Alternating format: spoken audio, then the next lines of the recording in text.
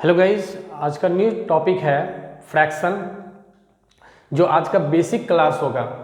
तो इस basic class को आप बढ़िया से समझिएगा।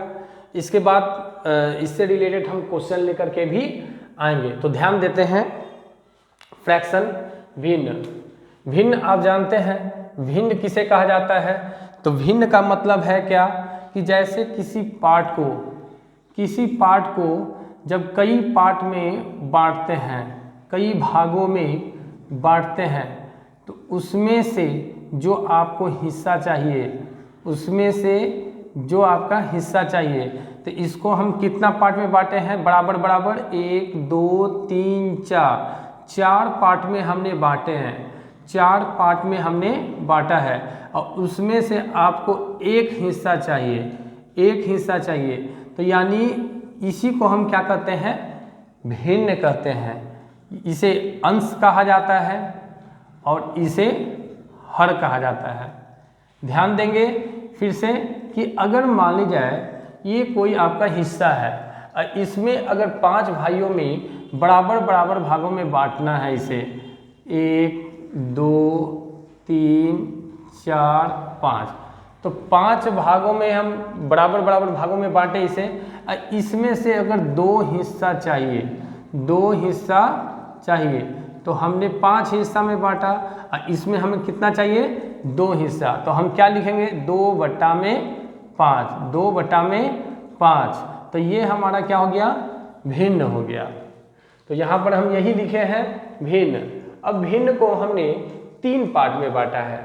एक साधारण भिन्न, दूसरा दशमलव भिन्न और तीसरा वितत भिन्न। साधारण भिन्न क्या होता है? तो सिंपल सा हम जो लिखते हैं 2/5, 3/5, 4/7, यानी अंश बटा हर के रूप में लिखते हैं, तो वह हमारा क्या कहलाता है? साधारण भिन्न कहलाता है।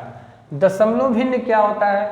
तो कोई भी साधारण भिन्न को हम डिवाइड करते हैं तो दशमलव में जब बदलते हैं तो वह हमारा क्या हो जाता है? दशमलव भिन्न कहलाता है वो।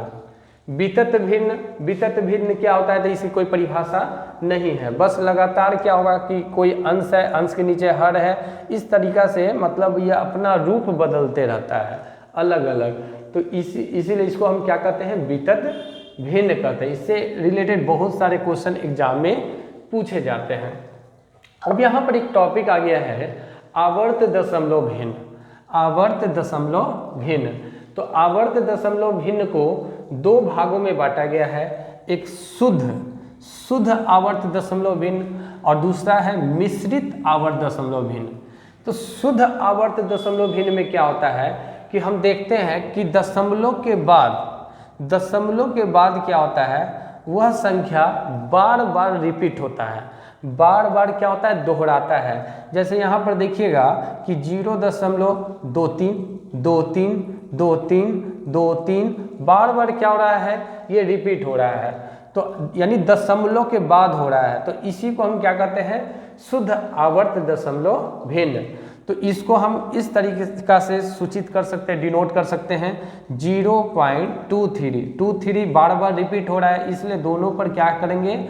एक लाइन दे देंगे, रेकरिंग लाइन देंगे, एक रेकरिंग कर देंगे यहाँ पर। ठीक है। नेक्स्ट यहाँ पर ध्यान देंगे, दशमलव के बाद जैसे मान लेते 1 2 3 1 2 3 1 2 3 1 2 3, तो यहाँ देख रहे हैं दशमलव के बाद क्या हो रहा है? ये संख्या रिपीट हो रहा है, तो इसलिए ये शुद्ध आवर्त दशमलव भिन्न है। तो इसको भी हम 1 2 3 1 2 3 रिपीट हो रहा है, तो 1 2 3 पर क्या करेंगे? रेकरिंग देंगे।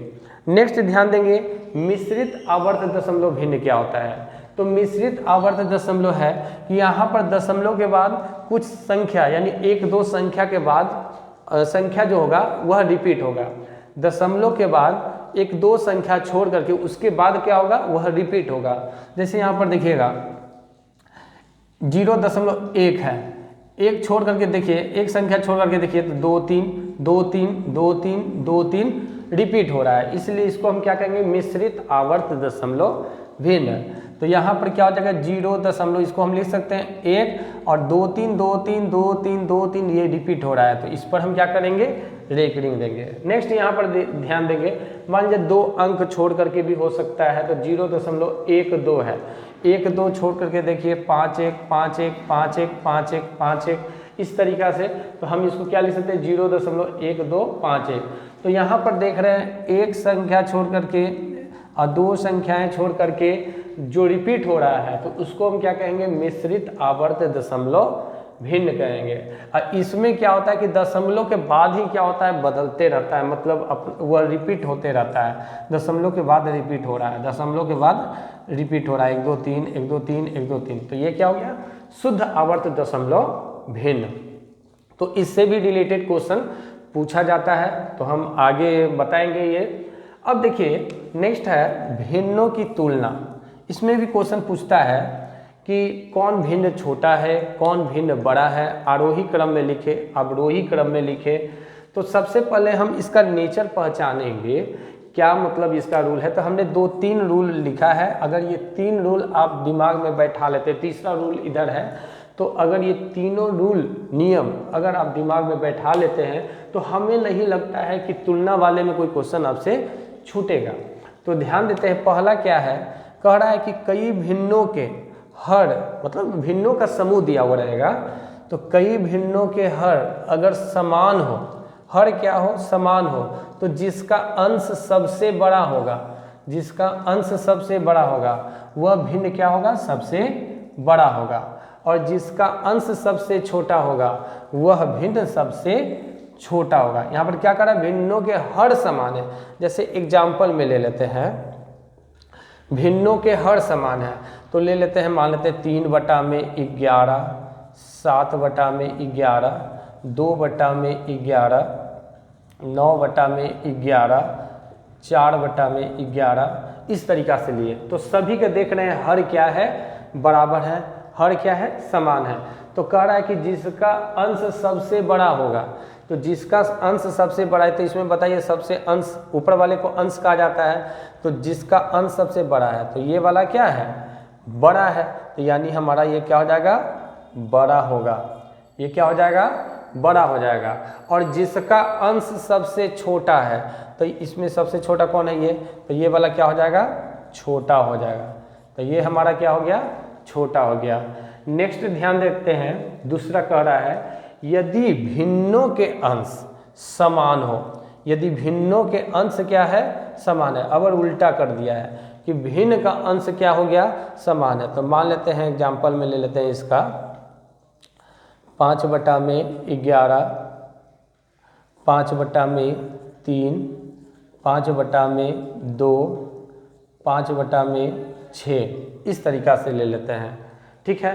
तो कह रहा है कि यदि भिन्नों के अंश समान होगा, भिन्नों के अंश देखिए सभी क्या है समान है, और जिसका हर सबसे बड़ा होगा, जिसका हर क्या है सबसे बड़ा होगा वह भिन्न सबसे छोटा होगा। तो जिसका हर सबसे बड़ा है तो हर देखिए ये क्या है सबसे बड़ा है, हर सबसे बड़ा है, तो ये भिन्न क्या हो जाएगा सबसे छोटा होगा, तो ये क्या हो जाएगा सबसे छोटा होगा। और यहाँ पर ध्यान दीजिएगा कि जिसका हर सबसे छोटा होगा, तो जिसका हर सबसे छोटा ये है, तो ये भिन्न क्या हो जाएगा बड़ा हो जाएगा। तो इस तरीका से आप क्या है कौन बड़ा है कौन छोटा है, या आरोही या अवरोही क्रम में इसको सजा सकते हैं। नेक्स्ट तीसरा रूल हमने दिया है कि जिसका अंश और न हर दोनों में से कोई बराबर नहीं हो, बराबर नहीं हो, तब क्या करेंगे उस कंडीशन में। तो ध्यान दीजिएगा कि जिसका न तो अंश बराबर है और न ही हर बराबर है, तो इसके लिए हम क्या करेंगे कि अंश और हर का अंतर निकाल देंगे। अंश और हर का अंतर, यानी ये दोनों देखिए ये क्वेश्चन है, तो अंश और हर का अंतर, अंश और हर का अंतर निकाल करके अंश से क्या करेंगे उस अंतर को भाग दे देंगे। तो इसमें देखिए ये दोनों का अंतर कितना है तो 1 है, ये दोनों का अंतर कितना है 1 है, ये दोनों का अंतर कितना है 2 है, ये दोनों का अंतर कितना है 1 है, 1 है। अब क्या कर रहा है कि अंश से उस अंतर को भाग दे देंगे, अंश से उस अंतर को भाग देंगे अंश से। तो अंश हमारा क्या है 2 है, तो अंतर से भाग दीजिए 1, 4/1, 6/2 और 7/1, तो 2 तिये 6, 2 तिये 6। तो अब उस तरह अब ये हमारा निकल गया कितना आया 2 4 3, 2 4 3 और ये है 7। तो सबसे बड़ा अगर पूछेगा तो सबसे बड़ा यहाँ पर ध्यान दीजिए, सबसे बड़ा कौन सा हो गया हमारा 7 वाला, 7 वाला सबसे बड़ा हो गया। तो 7/8 क्या हो जाएगा हमारा सबसे बड़ा होगा। और छोटा में पूछेगा सबसे छोटा, छोटा में सबसे छोटा पूछेगा तो सबसे छोटा इसमें से कौन सा है, तो ये वाला, तो 2/3 सबसे छोटा होगा। या इस तरीका से आप इसको बढ़ते क्रम में या घटते क्रम में बना सकते हैं। एक और क्वेश्चन देख लेते हैं यहाँ पर अंतर देख लीजिए।